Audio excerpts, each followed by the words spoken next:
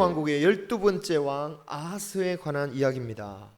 원래 본문은 역대하 28장이에요. 그래서 역대하 28장을 일단 펴주십시오. 이사야도 볼 겁니다. 제가 원래는 아하스의 왕, 아하스 왕의 아버지인 11번째 왕 요담에 대해서 설교를 하지 않고 그냥 넘어갔는데요. 그럼에도 불구하고 잠시만 소개하자면 이 요담 왕은 참 하나님을 잘 섬긴 왕이었습니다. 27장 2절을 보면 그가 여호와의 성전에 들어가지 않았다. 왜 그런 말을 하는지 아시죠? 자신의 아버지 우시아가 성전에 들어갔다가 아주 무서운 벌을 받고 평생토록 왕궁에조차 들어가지 못했죠.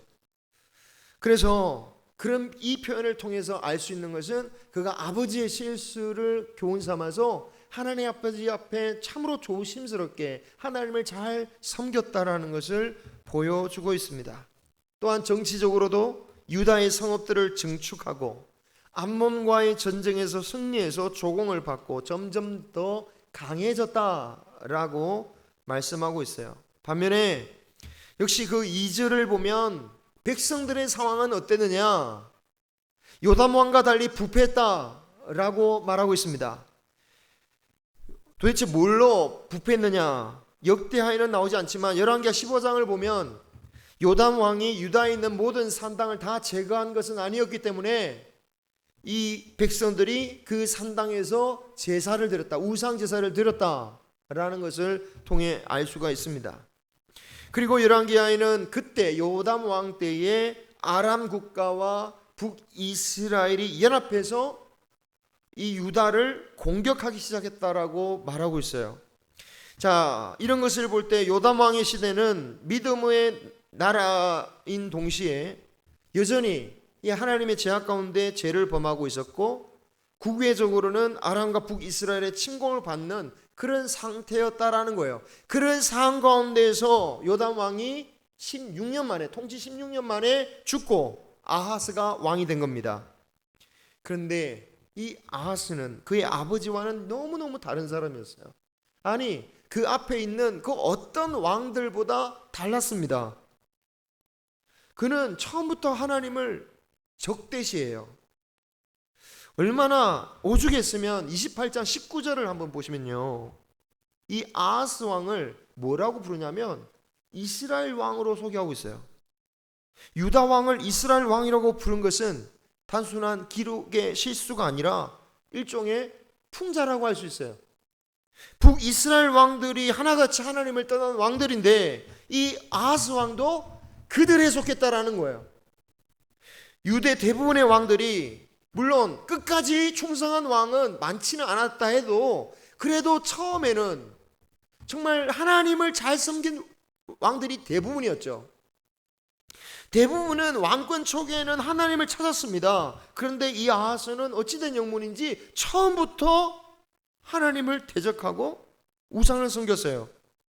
도대체 왜 그랬을까? 만약 그가 우상을 섬기는 북이스라엘의 왕이었다면, 그 북이스라엘의 왕자로 태어났다면 부모님 따라서 그 익숙한 문화에 따라 저절로 우상을 섬겼겠죠. 그렇다면 이해가 됩니다. 하지만 이 아하스는 특히 자신의 아버지가 어떤 왕이냐면 끝까지, 정말 끝까지, 보기 드물게 끝까지 하나님께 충성했던 그 왕이 요담 왕이었다라는 거예요. 그런 하나님을 잘 섬기던 그 왕으로부터 자란 그가 왜 이스라엘 왕들의 길을 선택했다라는 평가를 받고 있느냐 말이죠. 도대체 무엇이 그로 하여금 이스라엘 왕들의 길을 가도록 만들었을까? 우리는 이 아하스의 동기를 알기 위해서는 사실 성경의 관점에 대해서 이해해 볼 필요가 있습니다. 성경은 일반 역사 기록물이 아닙니다. 세상적인 관점에서 또는 결과에 따라, 보통 역사는 결과에 따라서 평가하죠. 그래서 예를 들어서 신라가 멸망하면 그 다음에 고려가 신라의 말기에 대해서 어떻게 평가합니까? 아주 나쁜 것으로 평가하죠. 백제가 멸망하니까 의자왕이 삼천궁녀를 데리고 했다 뭐 이러는데 역사학자들은 그게 거의 신라의 조작이다라고 보고 있어요. 그때 당시 백성이 5만 명인데 거기서 남자 여자 따지면 여자만 2만 5천 명이고 거기서 처녀만 따지면 몇천 명도 안 될 텐데 어떻게 3천 명이 다 거기에 들어가냐 이거죠. 그죠?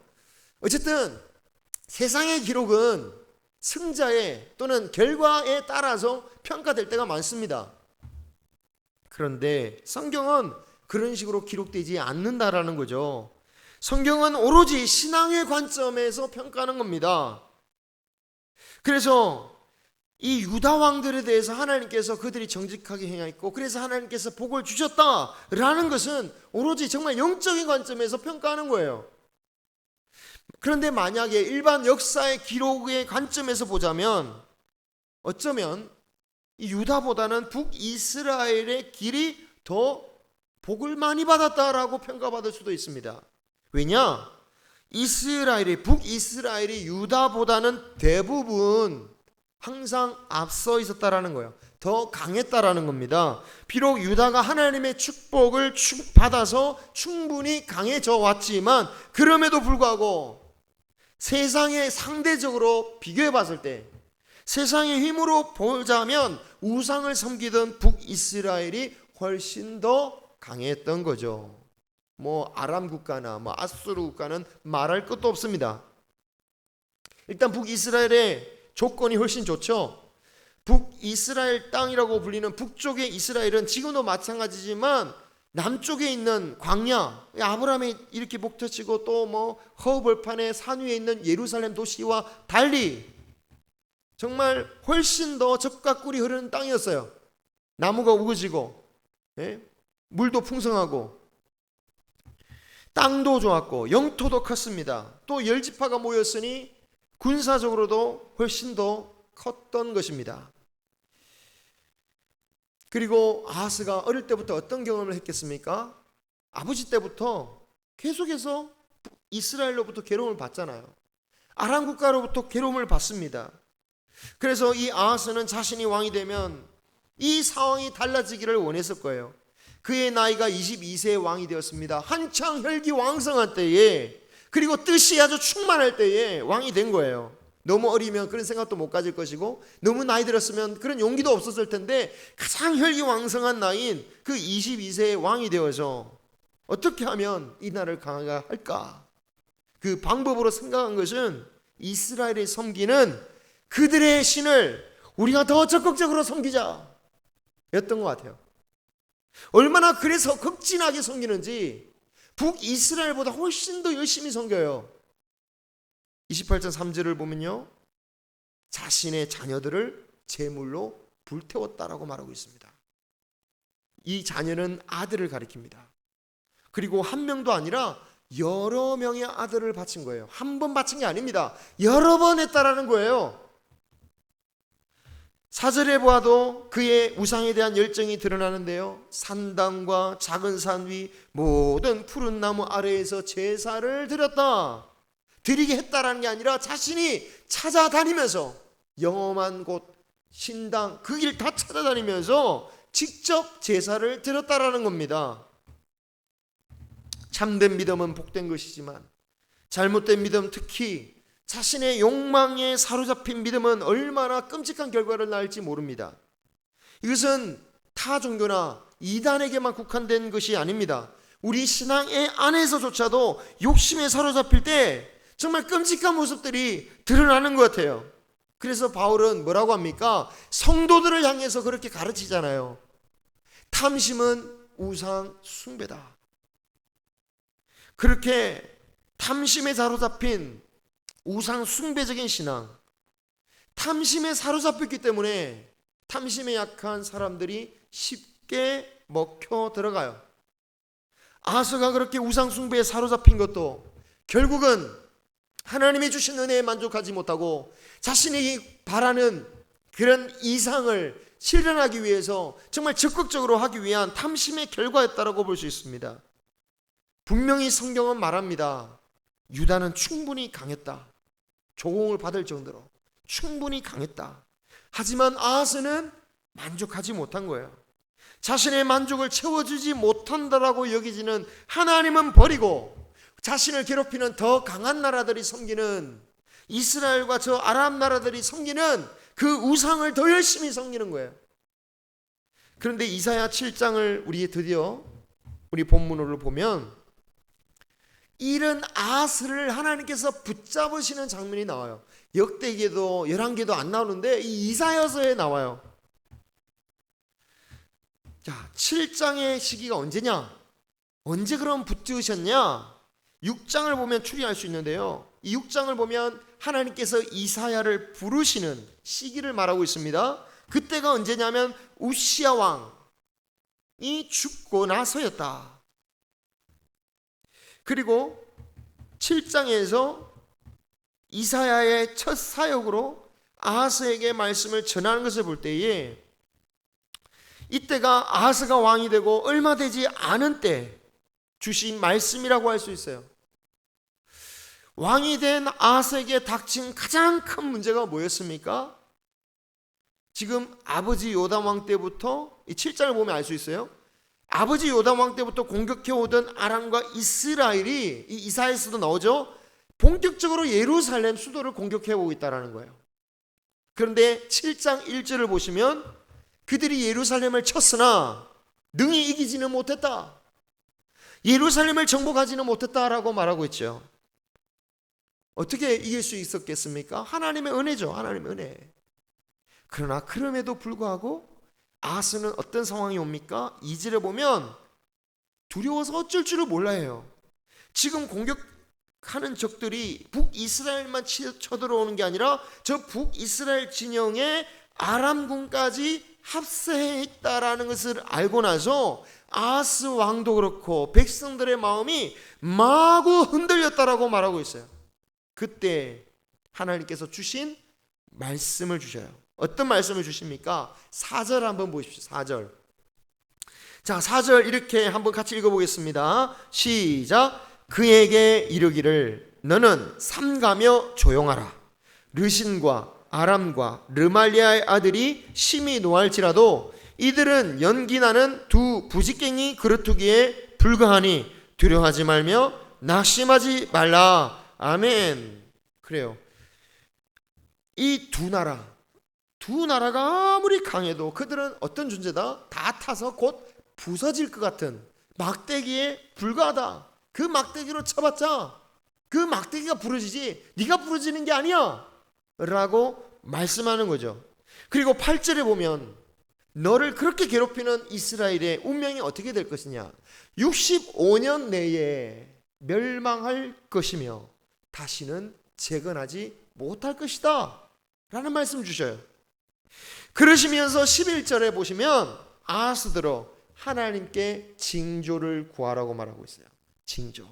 어떤 징조입니까? 이런 하나님의 말씀이 거짓이 아니라 그대로 이루어질 것을 알려주는 징조를 네가 한번 구해봐라.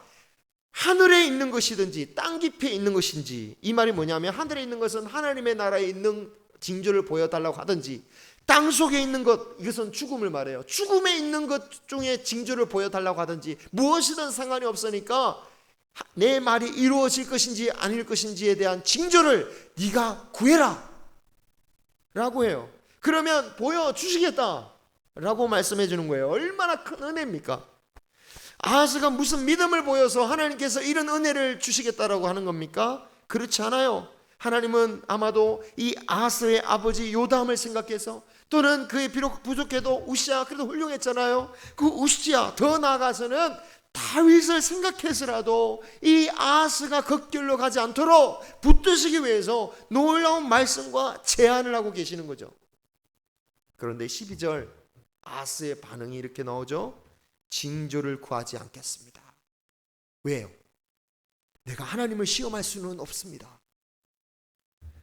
여러분, 우리가 만약 아하스가 어떤 사람인지 몰랐다면 이 말씀만 보면 야, 참 믿음이 좋은 사람이구나, 백부장과 같은 믿음이구나 라고 할 텐데, 하지만 우리가 아하스가 어떤 사람이라는 것을 알고 있기에 이런 대답이 얼마나 가증스러운지를 알 수가 있는 거죠. 마치 믿음이 있는 것처럼, 마치 겸손한 것처럼 마치 하나님을 위하는 것처럼 하면서 불신앙의 말을 하고 있는 거죠. 가증스러운 대답을 하는 겁니다. 이사야도 알죠. 그래서 13절에 아하스의 태도가 어떤 태도냐? 하나님을 괴롭히는 태도라고 말하고 있습니다. 하나님을 믿지 않기 때문에 구하지 않으면서 마치 믿음이 있는 것처럼, 믿음이 없어서 구하지 않고 기도하지 않으면서 마치 믿음이 커서 구하지 않는 것처럼, 그런 그의 모습이 얼마나 하나님을 괴롭히느냐라는 거예요. 이 말씀이 정말 우리에게 정말 와닿지 않으십니까?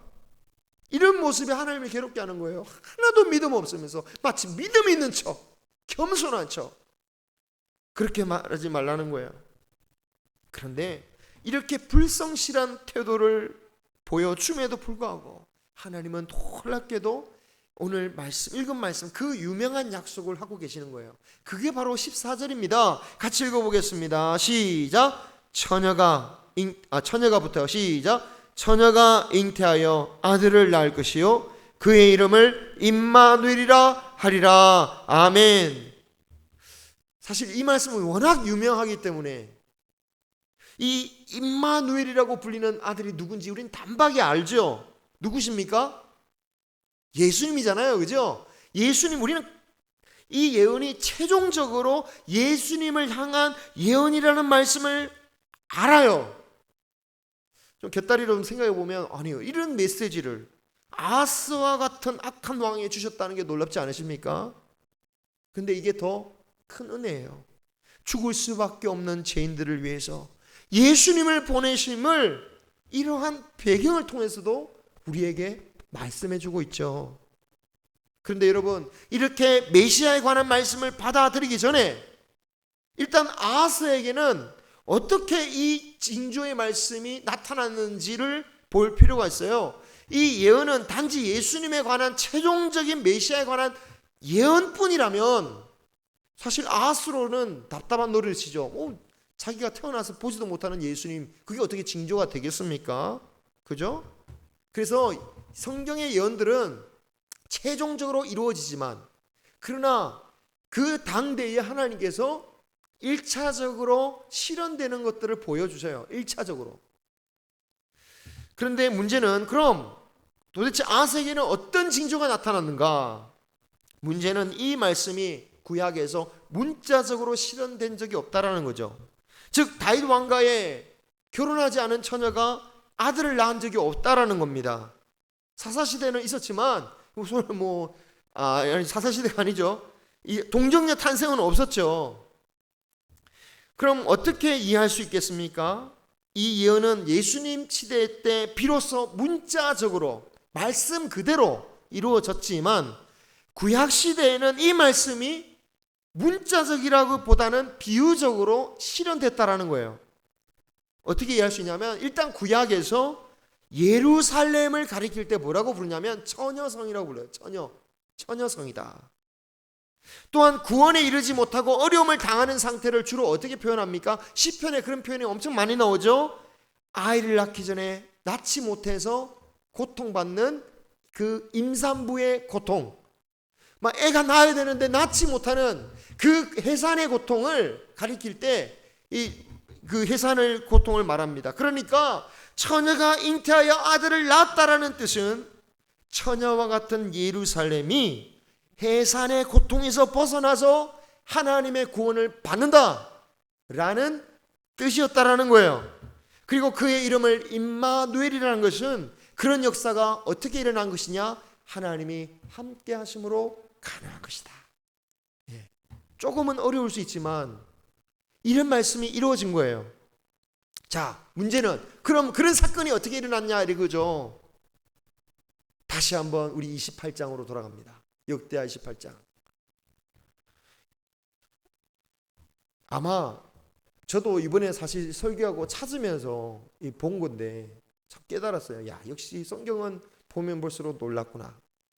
뭐 이미 아시는 분도 계시겠지만 저는 이번에 이걸 연결하면서 처음 깨달았어요. 자, 여러분, 그 징조가 어떻게 이루어졌느냐? 일단은 이 징조를 들은 아하스가 어떻게 행동하는지를 봐야겠죠. 하나님의 말씀을 전혀 믿지 않습니다. 그는 이스라엘을 강하게 해주었다고 믿는 우상들을 숭배합니다. 28장 5절을 보면 결국 그래서 하나님이 어떻게 하십니까? 하나님께서 그와 유다 백성들을 아람과 이스라엘 손에 유다를 넘기십니다. 많은 유다인들이 아람국에 잡혀가게 되고 이스라엘에 의해서 많은 사람들이 죽는데요. 28장 6절에 보면 하루 동안에만 용사 12만 명이 전사했다. 그의 할아버지 우시아가 있을 때 30만 7,500명의 군사가 있었다라고 했으니까 3분의 2 이상이 전사한 거예요. 게다가 이스라엘은 유다를 약탈하며 유다의 군인들의 아내와 자녀들까지 합쳐서 20만 명을 사로잡아 사마리아 북이스라엘의 수도로 끌고 가는 겁니다. 자, 그렇다면 하나님께서 이사야를 통해서 주신다는 약속, 그 징조는 아하스의 불순종으로 취소된 것일까요? 그렇지 않습니다. 하나님은 어떻게든 그의 약속을 지키시는 분이에요. 그 말씀을 듣는 사람이 불순종함에도 불구하고 하나님의 약속은 변하지 않는다는 것을 보여주는데요. 8절 이하를 보시면 이스라엘이 유다 포로를 끌고 사마리아 수도로 돌아가고 있을 때 이스라엘에서 활동하고 있던 여호와의 선지자 오뎃이라는 사람이 이스라엘 군대를 맞으면서 경고를 해요. 어떤 경고를 합니까? 하나님이 유다에 진노하셔서 그들을 너희 손에 넘겨주었는데 과연 너희들은 죄가 없더냐? 너희들은 정말 죄가 없어서 너희 유다를 포로로 잡아왔느냐? 만약에 유다 포로를 풀어주지 않는다면 너희 하나님의 진노가 너희에게 임할 것이다 라고 하나님의 메시지를 전해요. 이렇게 말씀이 선포되어졌을 때 12절 이하에 에브라임 지역에 있는 4명의 지도자가 나옵니다. 그 포로로 끌고 오는 그 이스라엘 군대의 길을 막아서서는 말해요. 절대로 이곳으로 들어오지 못한다. 너희들이 포로를 끌고 이곳으로 오게 되면 안 그래도 우리의 죄와 허물이 많은데 거기에다가 더 큰 죄가 더해지는 것이다. 벌써 우리가 지은 허물만으로도 하나님의 진노가 우리에게 임박했는데 허락할 수 없다. 못 들어온다. 막아버린 거예요. 그러자 또 놀라운 일이 생깁니다. 전쟁 그래가지고 뭐 서로 싸웠느냐? 그게 아니고 이 말을 들은 이스라엘의 무장한 군인들이 자신이 끌고 온 포로들과 자신이 그 훔쳐온 노략물들을 그 4명의 지도자 발 앞에 다 내려놓는 거예요. 그리고 4명의 지도자들은 그 노획물로 끌려온 그 사람들을 보면서 옷이 없는 사람에게는 옷을 입혀주고 신이 없는 사람은 신을 씻겨주고 배고픈 자들에게 먹여주고 마시게 해주고 다친 사람에겐 약을 발라주고 심지어 혹시 힘이 없어서 유다로 돌아갈 때 쓰러질까 봐 그런 사람들을 위해서는 나귀를 동원해서 태워줘서 데리고 와요. 그리고 여리고성까지 와서 이 포로들의 형제들에게 인수인계를 해주고 다시 사마리아로 돌아와요. 여러분, 이게 어떻게 있을 수 있는 일입니까? 기적 아닙니까? 예전에 북이스라엘 설교했을 때 어땠습니까? 전쟁하러 간다고 했는데 안 간다고 하니까 막 노획물 못 찾아서 너무 화가 나가지고 막 돌아가서 막 유다를 막 쳤던 게 이스라엘 백성들이었습니다. 그런데 하나님 말씀 그렇게 안 듣던 그들이 이런 행동을 했다는 것 자체가 하나님의 은혜였다라는 거예요. 이것이 바로 하나님께서 그들에게 말씀하셨던 내가 예루살렘을 구원하시겠다라고 말씀하신 그 징조였다라는 거예요. 아하스는 거절했지만 그래서 불순종하여 끔찍한 결과를 낳았지만 그 와중에 하나님은 임마누엘의 징조를 그들에게 보여주신 거예요. 그리고 주님의 말씀대로 이스라엘은 그 일이 있고 나서 다음 왕 세대 호세와 때에 완전히 멸망하게 되죠. 하나님의 말씀은 그대로 이루어졌습니다. 그런데 아하스는 어떻게 받아들였느냐? 하나님의 은혜나 징조로 보지 않았던 거죠. 이 일이 나고 바로 그 다음 말이 무슨 말이냐면 그때에라는 표현이 있습니다. 언제입니까? 그때가 주님의 긍휼과 돌보심으로 그의 백성들이 종살이에서 구원받아 집으로 돌아온 그때에 아하스가 무슨 행동을 하냐? 아수르 왕에게 원군을 요청하는 거예요. 하나님께서 주셨던 말씀을 통해 징조임을 깨닫고 하나님께 돌아와야 할 그때에 그는 아수르를 의지합니다. 왜 하나님을 의지하지 않습니까? 징조를 깨닫지 못합니까? 하나님의 말씀을 새기지 않았으니까. 잊어버리는 거죠. 징조도 못 깨닫는 것입니다. 이렇게 그가 아수르를 의지했지만 아수르는 와서 유다를 또 공격해버리죠. 그래서 아하스는 아수르를 달래기 위해서 예루살렘 성전에 모두 있는 또 재물을 바치기까지 합니다. 이 정도 했으면 이제 하나님께 돌아올 만도 한데 22절 말씀을 보면 오히려 더 하나님을 떠나 우상을 섬기는 것을 보게 돼요. 이번에는 자기들을 공격한 아람 왕들이 섬기는 다메섹 신들을 섬겨야겠다고 작정합니다. 그래서 24절에 보면 예루살렘 구성마다 제단을 쌓고 유다 각 성읍마다 산당을 세워 우상을 섬겼다. 반면에 하나님에 대해서는 어떻게 하느냐? 24절 하나님의 전에 기구들을 다 부숴버리고 성전문을 닫아버려요. 하나님의 말씀과 징조를 받아들이지 않으면서 하나님에 대한 적개심만 가득합니다. 이게 무슨 마음이겠습니까? 이방 신들은 자신의 백성들을 돕는데 우리가 섬겼던 하나님은 뭐하냐? 라고 하는 거죠. 이 시대에도 그리스도인들 또는 그들의 자녀 가운데 하나님께 실망했다고 돌아서는 이들이 많이 있습니다. 하나님의 말씀을 통해 우리에게 많은 축복의 약속을 주셨고 또 징조를 약속하셨다는 것을 우리가 기억해야 되겠습니다. 우리가 말씀을 깊이 새길수록 우리에게 주시는 구원의 징조들을 더 잘 발견할 수 있을 것입니다. 여러분에게 주시는 하나님의 은혜의 징조를 꼭 발견하시기 바랍니다. 하나님의 은혜가 내 고집과 내 욕심에 미치지 못한다고 하나님을 멀리하지 말고 인내하며 기다리며 기도하는 저와 여러분이 되시기를 주님의 이름으로 축원합니다. 기도하겠습니다.